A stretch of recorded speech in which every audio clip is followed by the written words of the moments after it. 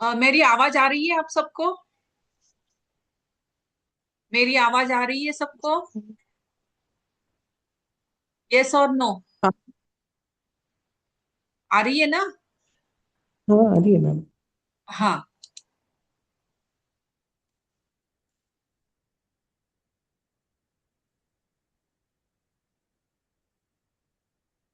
हाँ। अ, गुण। गुण क्या है? किसी को याद करने का तरीका होता है ना, उसे ही हम गुण कहते हैं। अगर मैंने किसी व्यक्ति का या किसी वस्तु का नाम लिया, अगर मैंने आम का नाम लिया, तो आपके ख्याल में क्या आ गया? क्या आ गया आपके ख्याल में? कि वो पीला पीला सा, उसका महक, आम की महक याद आ गई, है ना? अ, उसकी टेस्ट याद आ गई। मैंने सिर्फ आम ये नाम लिया, तो आप ये नाम लेते ही क्या होता है ना, कि उसके सभी जो गुण होते हैं ना, वो हमें याद आ जाते हैं। वो तो हम आम को हमने कैसे पहचाना?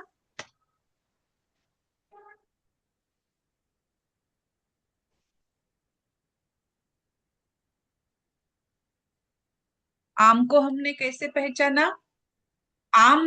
आम कहते ही आपके मन में कभी पाइनएप्पल का आता है क्या दिमाग में? नहीं ना। पाइनएप्पल दिखाई देता है क्या? नहीं।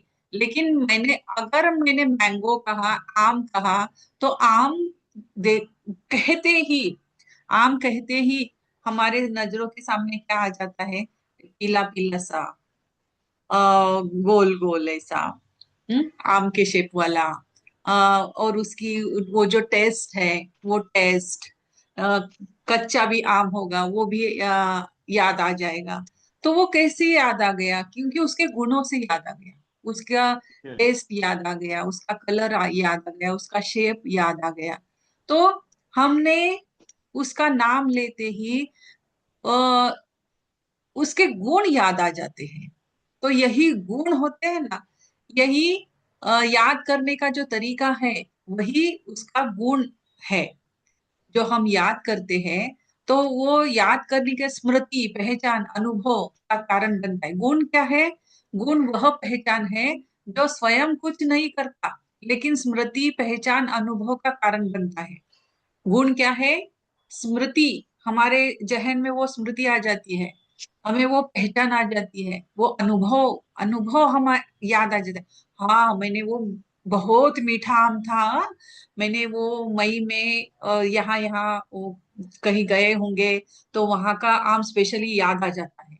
तो वो स्मृति थी। वो स्मृति थी कि उस गांव में गए थे, और उस मई के महीने में मैंने वो आम खाया था। कितने साल हो गए, लेकिन वो याद आ जाता है, वो स्मृति बन गई हमारे इसमें, उसकी पहचान हो गई। और वो अनुभव हमने कर लिया। तो यही सब क्या है? यही सब गुण और उसका पहचान है। गुण क्रिया नहीं करता। गुण जो है वो क्रिया नहीं करता है, लेकिन वो मन को क्रिया की दिशा देता है। मन को क्रिया की दिशा देता है। मन को क्रिया की दिशा दे दी ना, कि मैंने जैसे ही आम कहा, तो एक मन को क्रिया की दिशा मिल गई। मैंने सोच लिया कि हाँ, अरे आम ऐसा होता है, फिर वो तब की स्मृति में चली गई। फिर उसकी टेस्ट याद आ गई। तो ये सब क्रियाएं हो गई ना।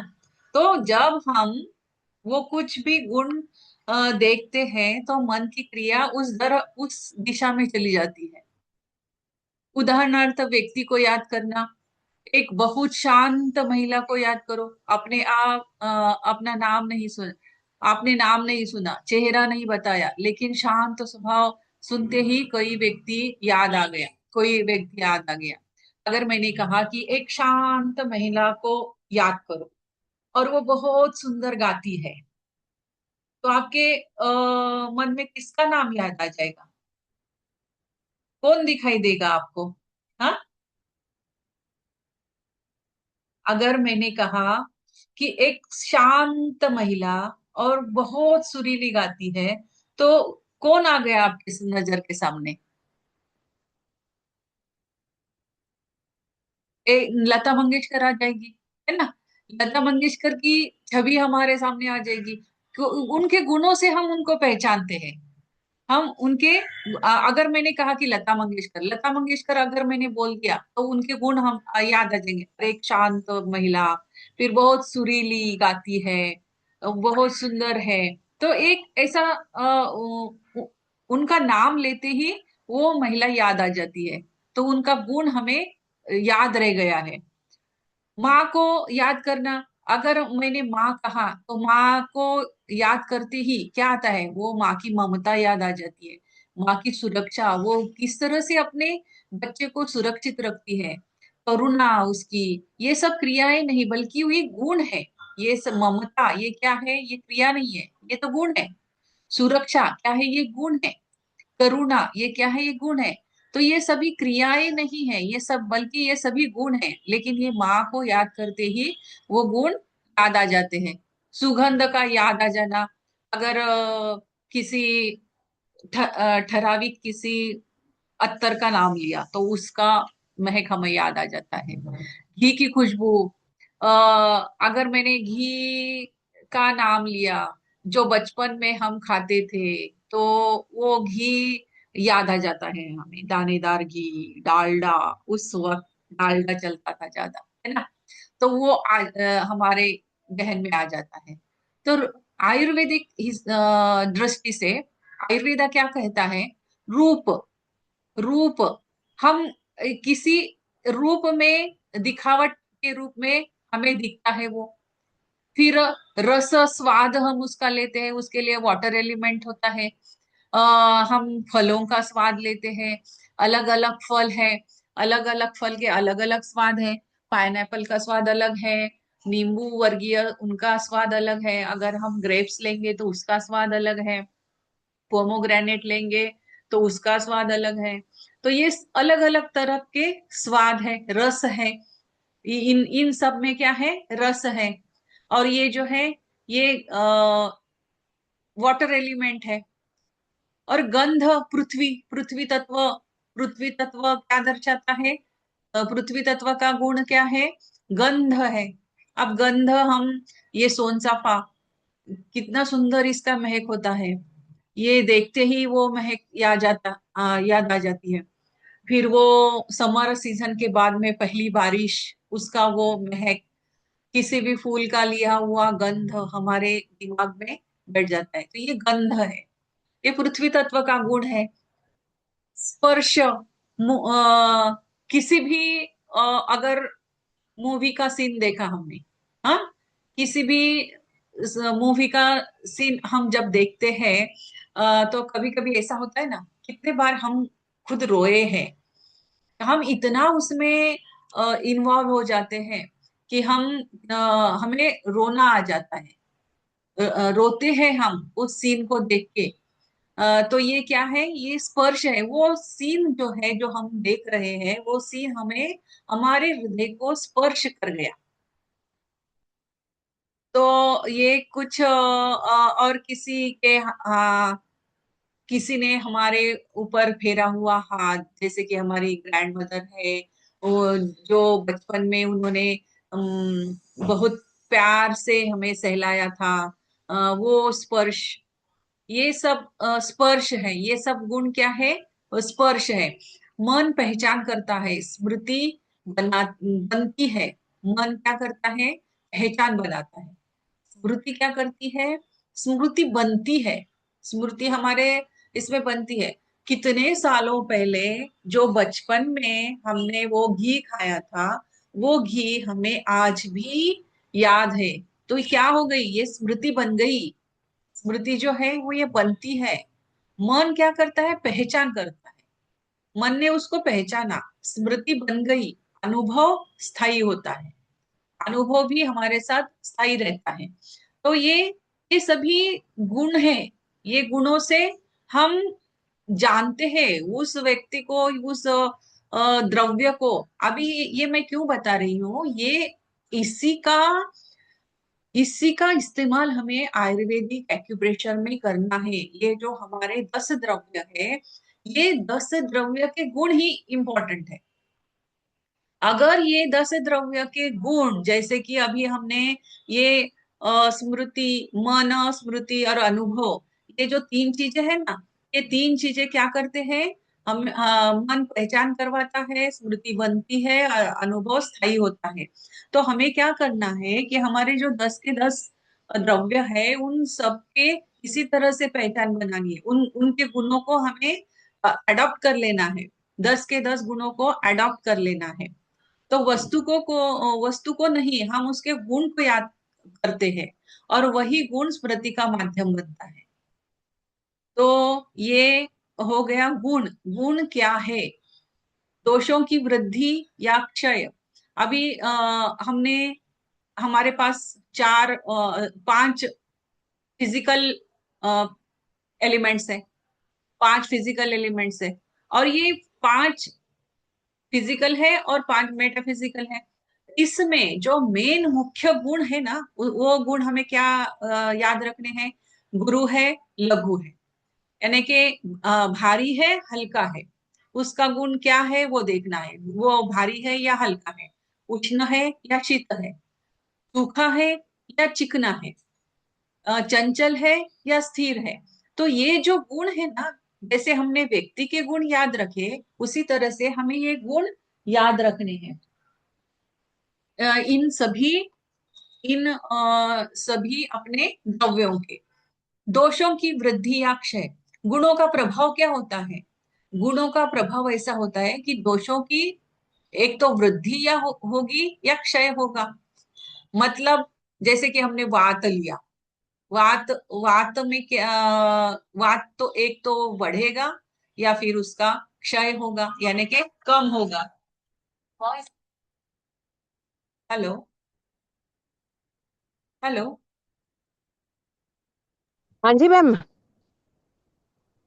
हेलो, हाँ बोलिए। हाँ, मेरी आवाज नहीं आ रही है क्या सबको? नहीं, आ रही है, आ रही है, आ रही है।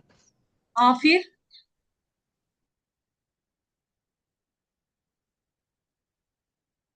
वैशाली मैम जुड़ी नहीं है।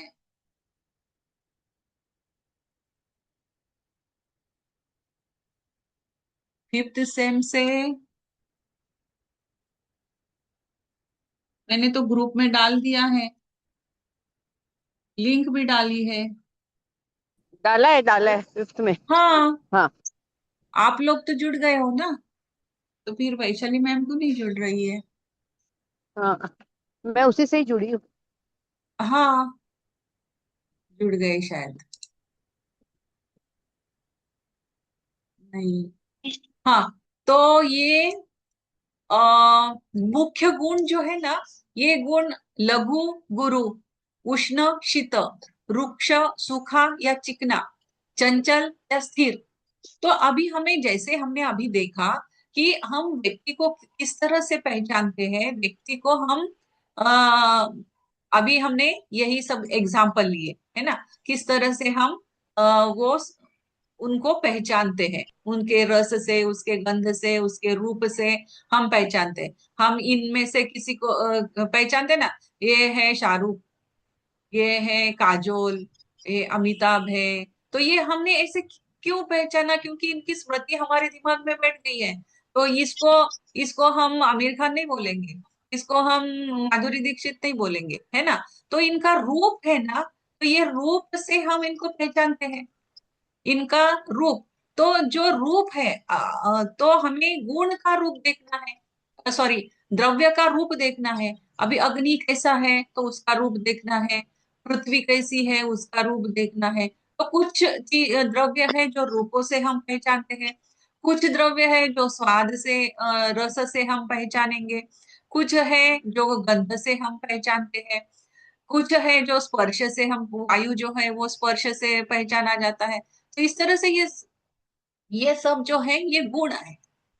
सॉरी। तो मन जो है, ये मन पहचान करता है, स्मृति बनती है, हमारे दिमाग में स्मृति बनती है। और अनुभव जो होता है वो स्थायी होता है। तो इसी तरह से जब हम शरीर के बिंदुओं द्वारा विपरीत गुणों का प्रभाव उत्पन्न किया जाता है जिससे दोष संतुलित होते हैं और स्वास्थ्य लौटता है, तो हम एक्यूप्रेशर से क्या करते हैं, हम हमारे बिंदुओं द्वारा विपरीत गुणों का प्रभाव उत्पन्न करते हैं। अगर कोल्डनेस हो गया है, सर्दी हो गई है, तो हम वार्म यानी कि हम टोन करेंगे। अगर हीट बढ़ी है तो हम सीडेड करेंगे। तो विपरीत गुणों से हम उसके उसके ऊपर प्रभाव डालते हैं, ये हमेशा याद रखना है। विपरीत गुणों से प्रभाव उत्पन्न किया जाता है। ये आयुर्वेदा में भी वैसा ही किया जाता है, अपना आयुर्वेदिक एक्यूप्रेशर में भी हम वैसा ही करते हैं। अगर हीट बढ़ गई है तो हम उसको सीडेट करेंगे। अगर कोल्डनेस हो गया है, इन ज्यादा हो गया है, तो हम उसको टोन करेंगे। तो विपरीत गुणों का प्रभाव उत्पन्न किया जाता है ट्रीटमेंट करने के लिए, जिससे दोष संतुलित हो जाते हैं और स्वास्थ्य लौटता है।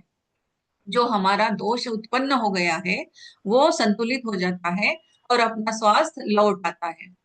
तो ये जो मुख्य ये गुण याद रखने हैं।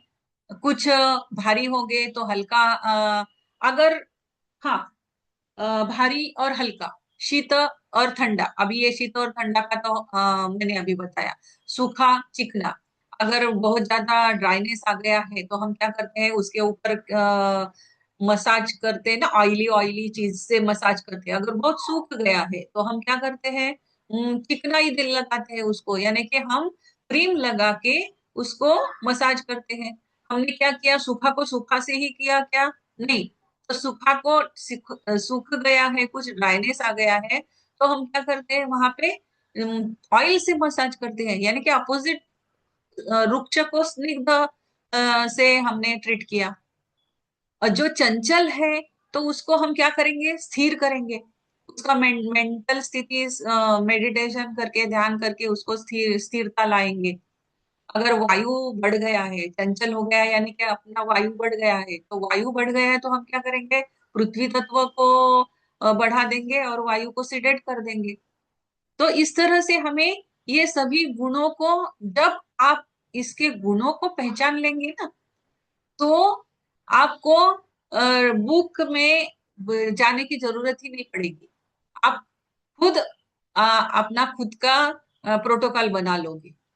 दोषों की वृद्धि या क्षय। अभी गुणों का प्रभाव क्या होता है, गुणों का प्रभाव कैसे होता है? एक तो दोष की वृद्धि होगी या दोष का क्षय होगा।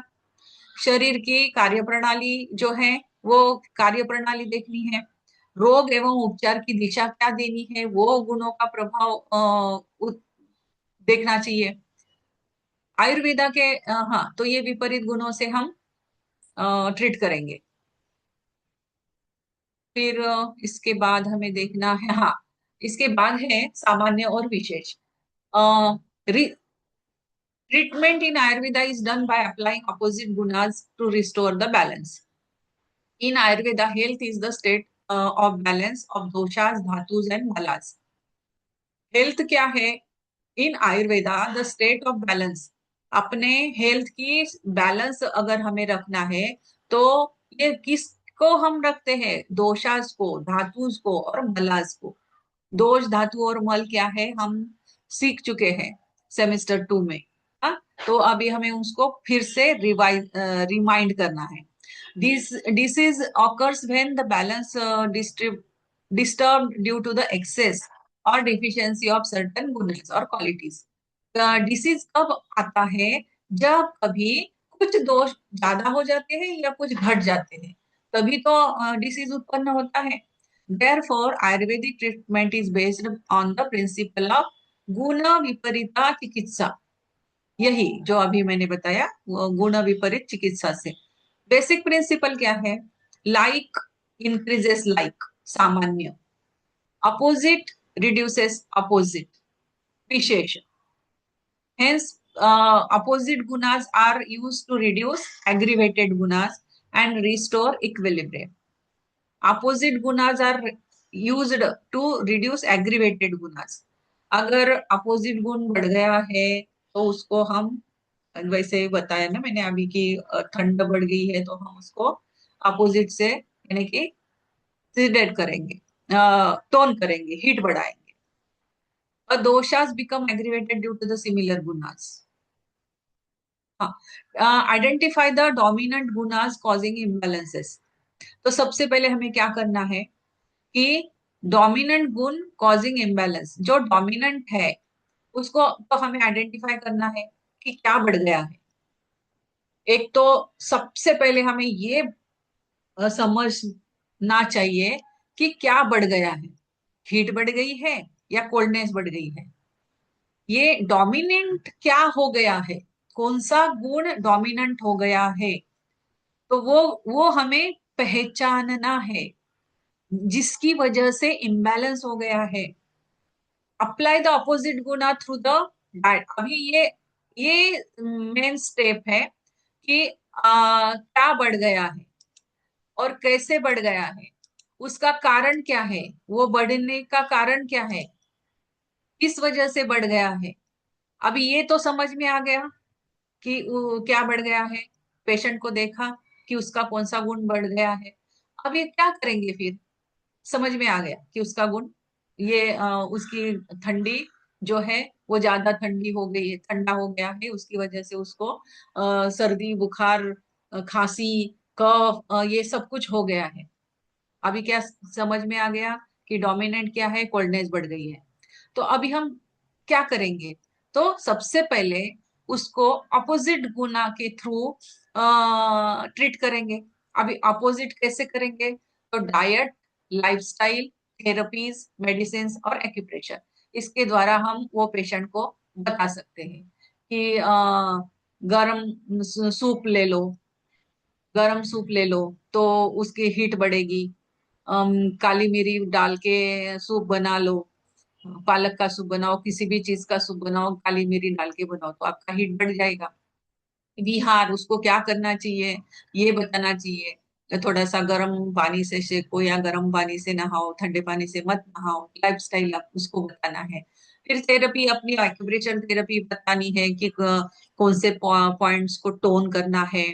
तो ये लंग्स के मेरिडियन को टोन करना है, कौन से पॉइंट्स है, तो फिर वो पॉइंट्स हम उसको देंगे। तो इस तरह से सबसे पहले ट्रीटमेंट कैसे करना है, तो उसका जो भी गुण बढ़ गया है उसको पहचानो।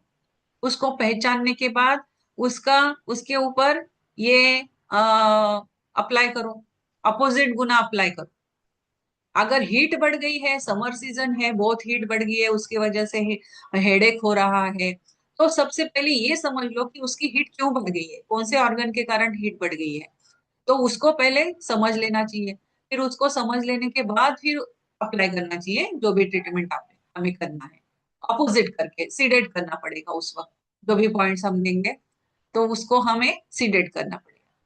तो एग्रीवेटेड गुनाज जो है, अगर बढ़ गया, हेवी है, गुरु है, तो लिथर्जी और ओबेसिटी हो जाएगी।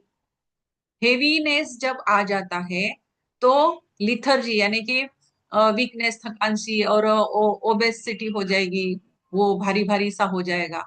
तो उसको क्या करना है, लाइट बनाना होगा। लाइट बनाने के लिए हमें क्या करना होगा, लाइटनेस और एक्टिविटी उस हिसाब से करनी होगी। रुक्ष अगर ड्राई हो गया है, स्किन ड्राई हो गई है, तो कॉन्स्टिपेशन उसकी वजह से स्किन ड्राई हो गई है, कॉन्स्टिपेशन हो गया है, तो हम उसको स्निग्ध ऑयली पदार्थ देंगे मसाज करने के लिए, लुब्रिकेशन करने के लिए। कॉन्स्टिपेशन हो गया है तो वाटर एलिमेंट उसका बढ़ाएंगे हम। शीत, कोल्ड, कोल्ड हो गया है, बहुत ज्यादा कोल्ड हो गया है, तो कोल्ड और स्टिफनेस कंडीशन क्या होगी, कोल्ड होगा और स्टिफनेस आ जाएगा कोल्डनेस के कारण। तो हमें उसको क्या करना होगा, स्टिफनेस वो कड़क हो जाएगा ना कोल्ड ठंडी से। जैसे कि पाइप हमारा विंटर सीजन में क्या होता है, हम सबसे सादा उदाहरण है कि ठंडी जब बहुत ज्यादा बढ़ जाती है ना, तो हमारे घर के जो पाइप्स होते हैं ना, वो पाइप्स एकदम हार्ड हो जाते हैं। जो हम पानी डालते हैं गार्डनिंग करने के लिए, तो वो पाइप देखो, वो पाइप एकदम हार्ड हो जाते हैं। तो जब उसमें गर्म पानी चला जाएगा तो वो एकदम स्मूथ हो जाते हैं। तो क्या करना है हमें, जब स्टिफनेस आ जाता है ठंडी के कारण, तो हमें उसको उष्ण से ट्रीटमेंट करना पड़ेगा। वार्म सेक लो, सर्कुलेशन बढ़ाओ। फिर मोबाइल, चलो, चलो यानी कि मोबाइल। वायु तत्व अगर आपका बढ़ गया है, ज्यादा चंचल हो गया है, तो एंजाइटी बढ़ेगी, ट्रेमर्स आएंगे यहाँ वहाँ बॉडी में। तो इसको क्या करना है हमें, एंजाइटी बहुत आ रही है, हो रही है, तो ट्रेमर्स बहुत आ रहे हैं, तो हम क्या करेंगे, उसको स्टेबल करेंगे, स्थिर करेंगे। तो इसको लाना पड़ेगा। तो ये इस तरह से हमें अपोजिट गुना से ट्रीटमेंट करना होगा। दोषा वाइज अंडरस्टैंडिंग। अभी बात रुक्ष शीत लघु ट्रीटेड विथ स्निग्ध उष्ण और गुरु। पित्त को उष्ण और तीक्ष्ण ट्रीटेड विथ शीत और मृदु। अगर पित्त बढ़ गया है तो शीत और मृदु से हम अब ट्रीट करेंगे। कफ अगर बढ़ गया है मतलब क्या हो गया है कि शीत हो गया है और स्निग्ध हो गया है, लघु बढ़ गया है, तो सॉरी गुरु बढ़ गया है, तो हम उसको ट्रीट कैसे करेंगे, उसको हल्का करेंगे, अ, उष्ण करेंगे और रुक्ष करेंगे। तो ये मेन थिंग्स है जो कि याद रखनी है। तो फिर इस हिसाब से हमें 1 टोन 3 टोन्स क्या करना है, वो जो 5 एलिमेंट्स है उसको टोन सीडेड क्या करना है, वो इस हिसाब से करना है। तो ये समझ में आना चाहिए। इतना समझ में आ गया तो पूरा आयुर्वेदिक एक्यूप्रेशर समझ में आ गया। In Ayurvedic acupressure opposite gunas effects. Introduction. Cooling points for excess heat, stimulating points for stagnation, energy. हाँ,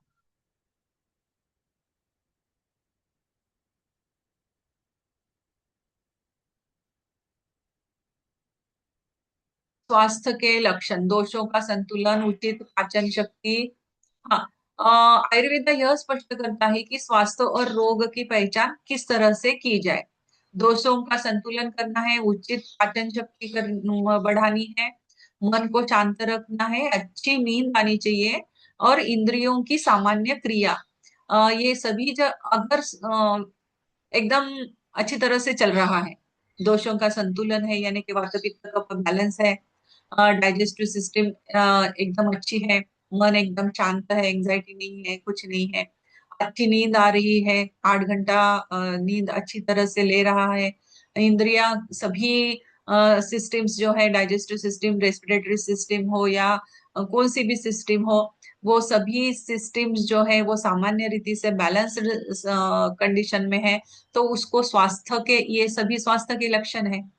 अभी ये सभी बैलेंस है, इसलिए ये सभी अच्छी तरह से चल रहा है। लेकिन रोग के लक्षण क्या होंगे, वेदना होगी, दर्द होगा, कहीं तो इधर दर्द है, उधर दर्द है, पाचन विकार, पेट में दर्द है, इस साइड में दर्द है, उस साइड में दर्द है, दोषों के असंतुलन अवस्था, वात बढ़ गया है या पित्त बढ़ गया है या कफ बहुत ज्यादा हो गया है, तो ये दोषों का असंतुलन, मानसिक तनाव, मेंटली भी होता है ना, मेटाफिजिकली भी हम बीमार हो जाते हैं, तो अधिक टेंशन के कारण मानसिक तनाव भी आ जाता है। नींद में बाधा, नींद ही नहीं आती है, एक एक बज जाता है तो भी नींद ही नहीं आती है, तो ये सब क्या है, रोग के लक्षण है। तो इससे हमें पहचानना है कि वो, उसको कुछ ना कुछ प्रॉब्लम है। रोग के निदान लक्षणों और तर्कपूर्ण प्रमाणों पर आधारित होता है। रोग और निदान जो है उसके जो लक्षण है, लक्षण और तर्कपूर्ण उसका प्रमाण, इसके ऊपर ही आधारित होता है रोग का निदान। वात जो है, एग्जाम्पल्स अभी यहाँ पे दिए हुए हैं कि वात जो है, वात मूवमेंट, सर्कुलेशन और नर्व इम्पल्सेस। वात क्या करता है, वात का काम क्या है हमारे शरीर में, मूवमेंट करना, अ, यानी कि जो हमारे डाइजेस्टिव सिस्टम में आ गया है, स्टमक में डाइजेस्ट हुआ, फिर वो आगे स्मॉल इंटेस्टाइन में जा रहा है, फिर लार्ज इंटेस्टाइन में जा रहा है, रेक्टम में जा रहा है, बाहर जा रहा है। तो ये जो ये मूवमेंट है ना, ये मूवमेंट में अगर कहीं गड़बड़ हो गया, वो आगे नहीं बढ़ रहा है, कॉन्स्टिपेशन हो गया। सर्कुलेशन, अभी सर्कुलेटरी सिस्टम में कहीं गांठें आ जाती है, फिर ब्लॉकेजेस आ जाते हैं, तो ये सर्कुलेटरी सिस्टम में बाधा आ जाती है वात के कारण, और नर्व इम्पल्सेस में भी बाधा आ जाती है। तो ये वात जो है, वात का काम क्या है? मूवमेंट करना, सर्कुलेशन करना, सर्कुलेट करना आगे। जो हमारे ब्लड वेसल्स में से ब्लड बह रहा है, उसको आगे आगे लेके जाने का काम भी वात ही करता है। नर्व इम्पल्सेस को भी लेके जाने का काम ही वात ही करता है। तो अगर मुझे कुछ मच्छर ने काटा और मुझे उसका ज्ञान ही नहीं हुआ, इसका मतलब क्या है? कि मेरा वात काम नहीं कर रहा है। मुझे महसूस ही नहीं हुआ कि मुझे मच्छर ने काटा है, क्योंकि वो नर्व का इम्पल्स मेरे ब्रेन तक गया ही नहीं। मेरे ब्रेन तक गया ही नहीं, तो मेरा हाथ उठेगा ही नहीं उसको हटाने के लिए।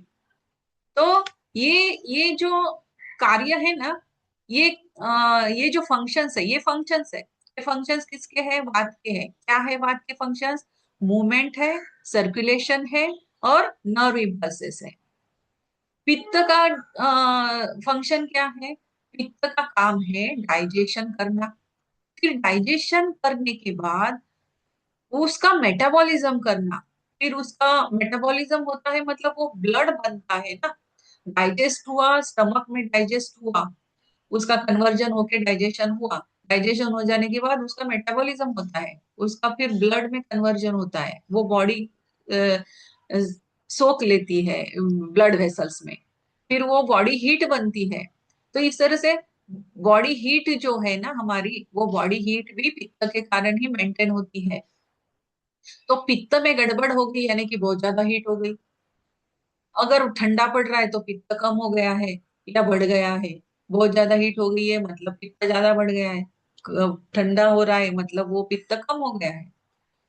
कफ, अभी ये इंपॉर्टेंट है, इसके आधार से हमें ट्रीटमेंट करना है। वात के फंक्शंस याद रखने हैं, पित्त के फंक्शंस याद रखने हैं। कफ, कफ क्या है? स्टेबिलिटी है। कफ क्या करता है? स्टेबिलिटी लाता है, लुब्रिकेशन करता है। हमारे जो सभी जॉइंट्स है, सभी जॉइंट्स में फ्लूइड्स है, और ये फ्लूइड्स जब कम हो जाते हैं, यानी कि वहां पे कफ कम हो गया, कफ कम हो जाने के कारण क्या होता है? फिर वो जो हड्डियां है वो घिसती है, घिस के वहां के टेंडन्स और वहां के मसल्स जो है, बोन्स जो है, वो घिसने के कारण वहां पे दर्द उत्पन्न होता है। तो वैसे जो हमारा सभी जगह पे, सभी जॉइंट्स में जहाँ पे फ्लूइड्स है, वो फ्लूइड्स कफा ही है। स्ट्रेंथ आती है कफा से, क्या होता है? स्ट्रेंथ मिलती है हमें। तो ये स्टेबिलिटी लाना, लुब्रिकेशन करना और स्ट्रेंथ देना, ये कफा का ही कार्य है। तो ये तीन, ये जो हम पढ़ रहे हैं ना अभी, ये ट्रीटमेंट के लिए आवश्यक चीजें हैं। तो ये अगर अच्छी तरह से समझ में आ जाएंगे ना, तो आगे आगे हमारे जो पेशेंट बैठा है, उसको देखते ही उसके मुंह से जो भी बातें वो कहेगा, तो हमारे समझ में जल्दी से आ जाएगा। अगर ये सभी हमें अच्छी तरह से समझ गया तो, कि बाबा उसका वात क्या हो गया है, पित्त का प्रॉब्लम क्या है, कफ का प्रॉब्लम क्या है, ये समझ में आ जाता है। Bracing points produces specific functional effects on organs and system।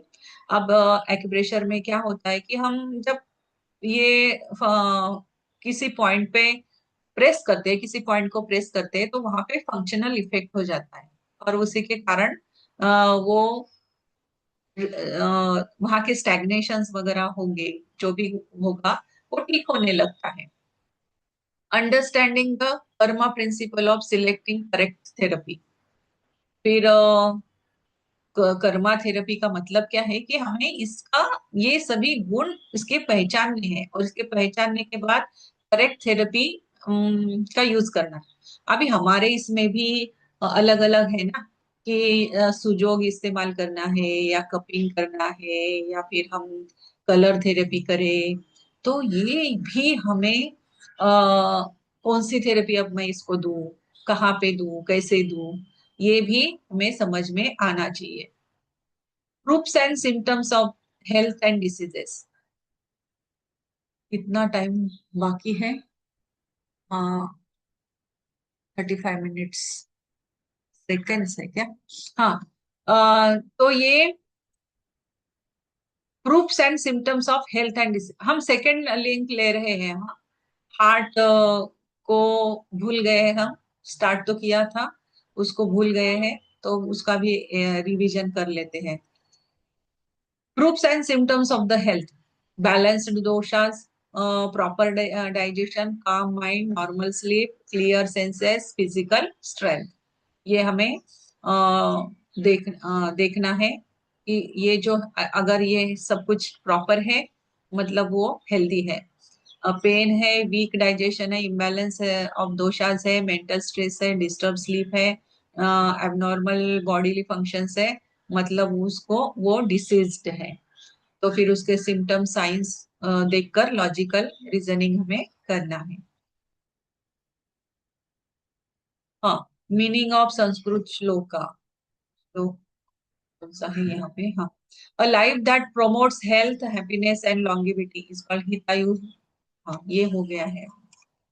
तो वो गुण देखना था, इसलिए मैं ये पीछे फिर से गई थी। अगर गुण हमारे समझ में अच्छी तरह से आ गया, ये खादीन्यात्मा मन कालो दिशा हो गया था ना अपना।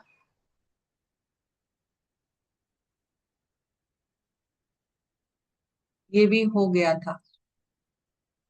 कर्म के प्रकार, हाँ, कर्म से शुरू करना था हमें। अभी अभी हमने गुण देखा। गुण देखा हमने।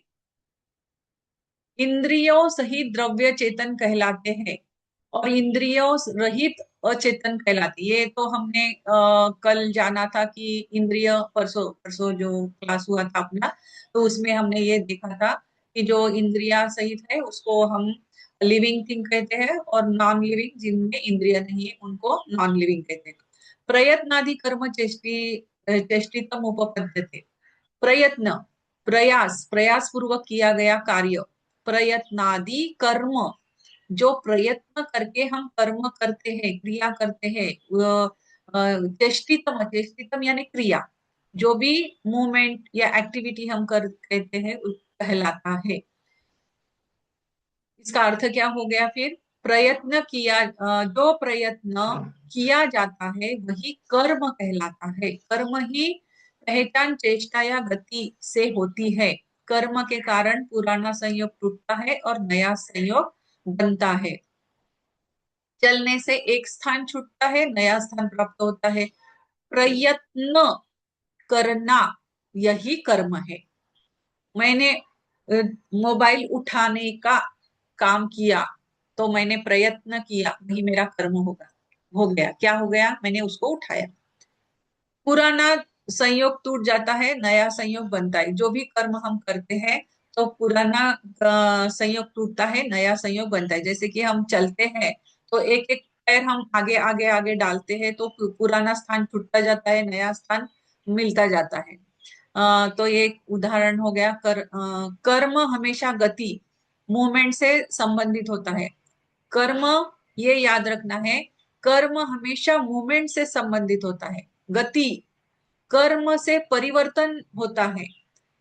कर्म से द्रव्य पर, कर्म द्रव्य पर आश्रित होता है।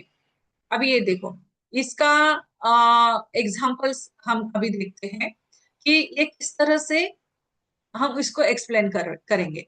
कर्म के प्रकार से हमें ये याद हो जाएगा। गति, परिवर्तन, गति और परिवर्तन। उत्क्षेपण, उत्क्षेपण यानी कि ऊपर उठना। मैंने मेरा हाथ ऊपर उठाया, ये क्या हो गया? गुरुत्वाकर्षण शक्ति के विरुद्ध मैंने क्रिया की। क्रिया की ना, क्रिया कर की, कौन सी क्रिया की? हाथ को ऊपर उठाया, उत्क्षेपण हो गया, यानी कि ऊपर उठा, हाथ को उठाना। वजन ऊपर उठाना, मैंने मोबाइल मेरा उठाया, ये गुरुत्वाकर्षण के विरुद्ध क्रिया हो गई, तो उसको उत्क्षेपण कहते हैं। अवक्षेपण